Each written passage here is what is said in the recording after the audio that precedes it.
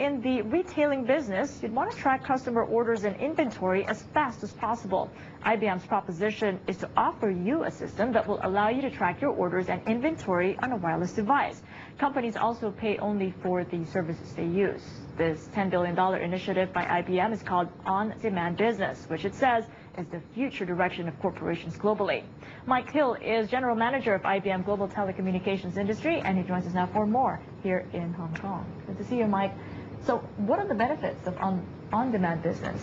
Well, an on-demand business is about a couple of things. Number one, it's really about having what your customer wants, when and where they want it.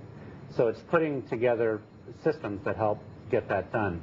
Additionally, it's about having business flexibility. If you want to change your business model very rapidly, it allows the computing infrastructure to support the changes in your business models and help you implement those faster. And then last, it's about really taking the cost and make it more variable. So you don't have to make huge investments in infrastructure out front, but you can actually buy computing as you need it going forward. So could you give us estimates of how much savings a company can make if they use on-demand business? Yeah, I work with telephone companies around the world, and what we tell them is by going on demand, they can improve their free cash flow anywhere from 30 to 60%. Typically, in typical applications, it's not just the computing aspects, but the total business process improvement. You're typically looking at process savings in the 30 to 50% range. So the savings are significant. More importantly, it makes you far more responsive to your customer, because what you're really trying to do is allow the customer to self-select services and to be able to get them more rapidly, especially in the telephone business. You count Asian mobile phone service providers like Far EasTone as well as Bharti Televentures as some of your clients. Yes. What sort of response have you gotten from them, and how did they become efficient using online business?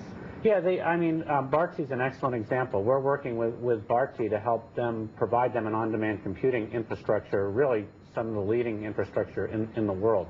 We'll work with them to help them modernize their IT, to really provide flow-through processing so that their customers can select services and get them rapidly and be able to bill for them.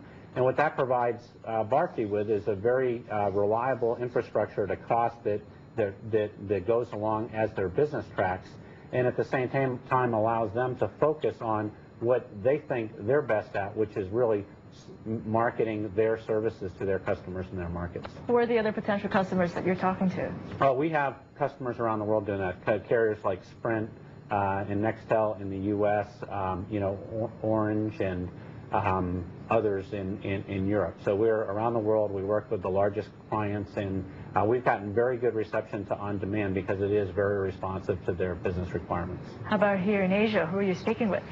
Oh, while we're here, everybody's here. So, over the course of the last few days, I've talked to, companies from Japan, India, Singapore. Most all the major telcos are represented here. Are you hoping to get any deals done during this trip of yours? This actually, normally at these events, it's not as much about getting deals done as about getting your message out, getting leads that we then follow through, and really getting a good understanding of what's going on in the marketplace, because we partner extensively. And so we only bring one small piece of the equation. Many of our partners are here, the equipment manufacturers, the software companies that we work with, other services companies, and we're very anxious to hear what they're saying, meet more of them, and really, pull our plans together to address the opportunities in the marketplace. Given the potential, what sort of sales forecasts are you looking at next year? Well, the only thing I would say in that area is telcos are still cautious moving forward. We're in better position than we've been in the last couple of years, the industry as a whole, and so I do see that the telcos are starting to spend again to do a couple of things. Number one, reduce costs. Number two, really improve their customer satisfaction and their customer selection to make sure they're going to the right customers. And then they're starting to introduce the new services that will be key to their next generation. Good to speak with you. Thanks, Mike. Thank you, Catherine. Mike Hill, General Manager of IBM Global Telecommunications Industry.